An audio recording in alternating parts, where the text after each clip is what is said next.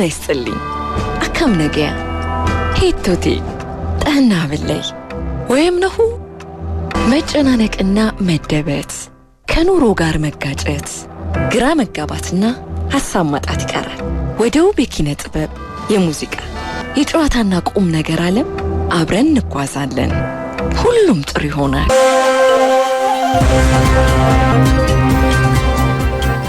ከሰሞኑ ጀነራል ታደሰ ወረደ ባለፉት 2 ዓመታት ትግራይ ክልልን በጊዜያዊ አስተዳደርነት የመሩትን አቶ ጌታቸው ረዳን በመተካት የትግራይ ጊዜያዊ አስተዳደር በመሆን ተሾመዋል። ለመሆኑ አዲሱ የትግራይ ጊዜያዊ አስተዳደር ተቀዳሚ ስራዎቹ ምን መሆን አለባቸው? በክልሉ ካሉ ፓርቲዎች ጋርስ በምን መልኩ የጋራ ስራዎች ሊሰራ ይገባል የሚለውን ፍተሻችን በዝርዝር የሚመለከት ይሆናል። ለዓለም አሰፋ ይቀጥላል።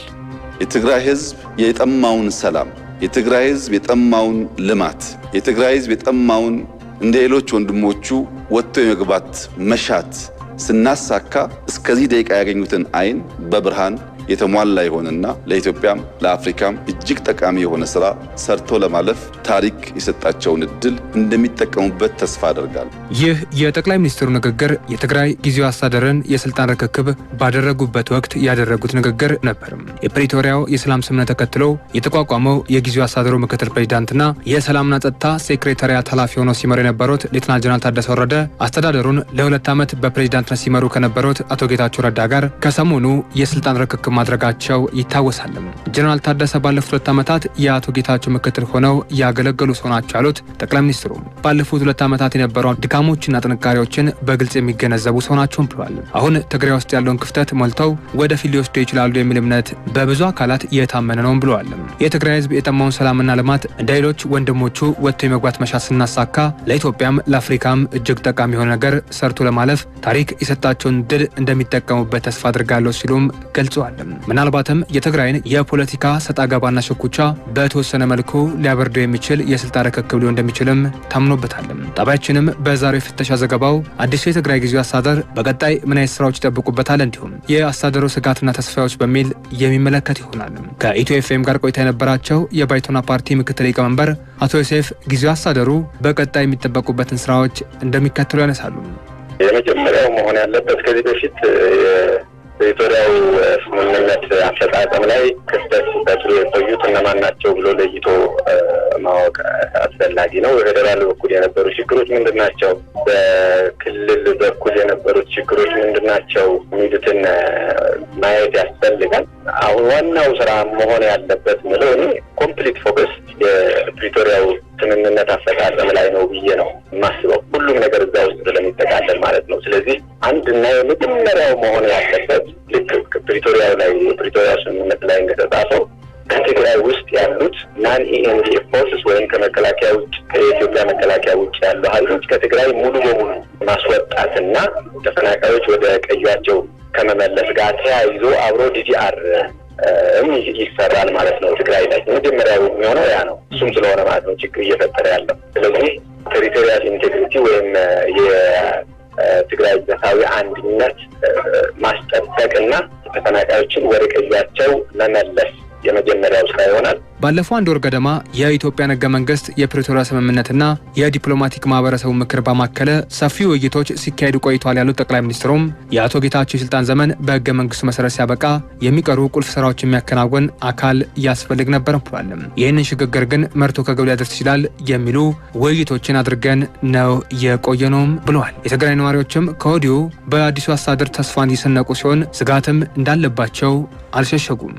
የወጡ 8ቱ እንዲፈጸሙ በፌደራል መንግስት የተሰጠ የስራ ተግባራት አይተናቸዋል። ሆኖም ግን እነሱ ሊሰሩ የመጀመሪያው ጥሩ ነው፣ ለሚቀጥለውም እንደዛ ሊቀጥል ይችላል። ሆኖም ግን ምንድነው የህዝብ ጥርጣሬ ያስፈርታል። እዚህ ያሉትን ህወሓት አመራሮች ያስፈርታሉ፣ ይቀበሉታል ወይ? በተለይ ዲዲአርን እንደ ንግድ አድርገው ስለሚቆጥሩ ይህንን ይቀበሉታል ወይ የሚል የብዙ ህዝብ ጥርጣሬ ነው ያለው።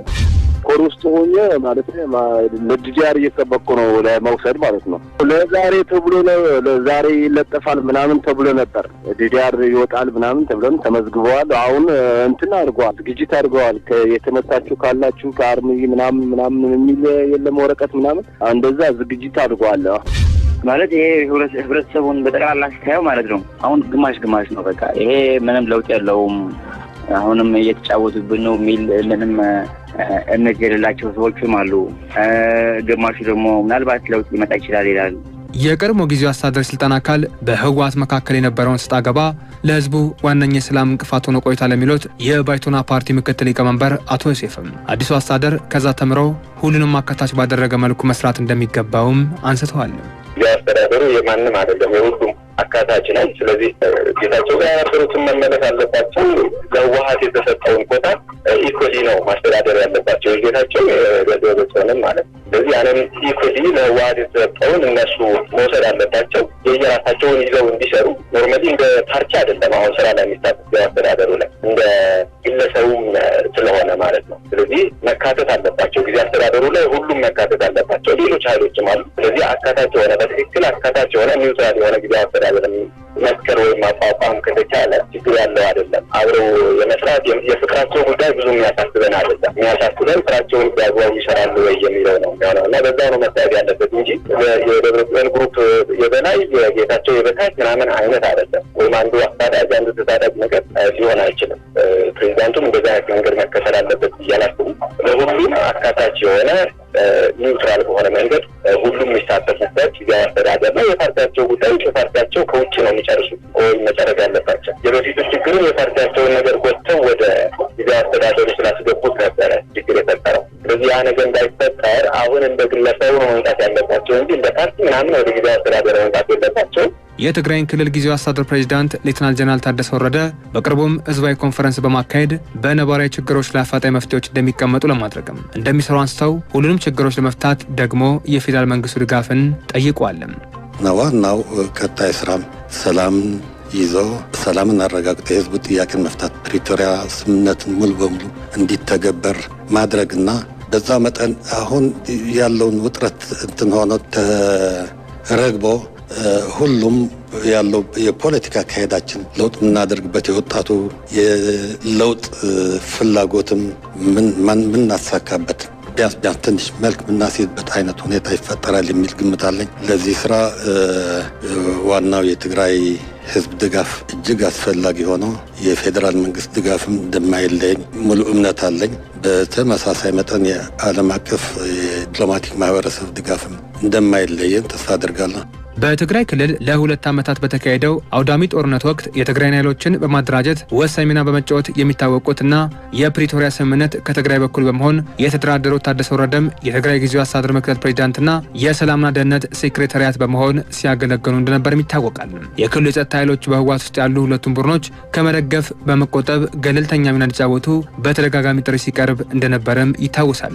ጠቅላይ ሚኒስትር አብይ አህመድም አዲሱ አስተዳደር ለትግራይ ሰላም መስጠት ይጠበቅበታል ብለዋል።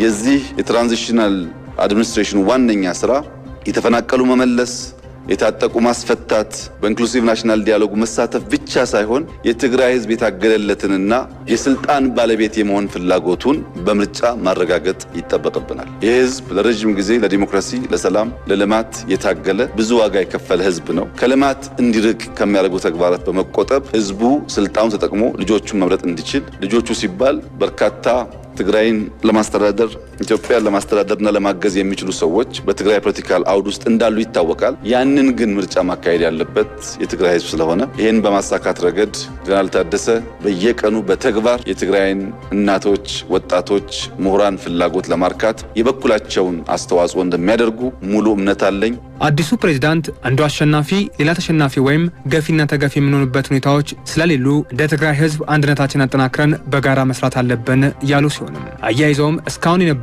የሚያጠላን አጀንዳ መፍትሄና መደምደሚያ ማግኘት አለበት ሲሉ የገለጹ ሲሆንም የትግራይና የህዝቦቿ ጉዳይ ግን የሁላችንም አጀንዳ ሊሆን ይገባል ሲሉም አሳስበዋል።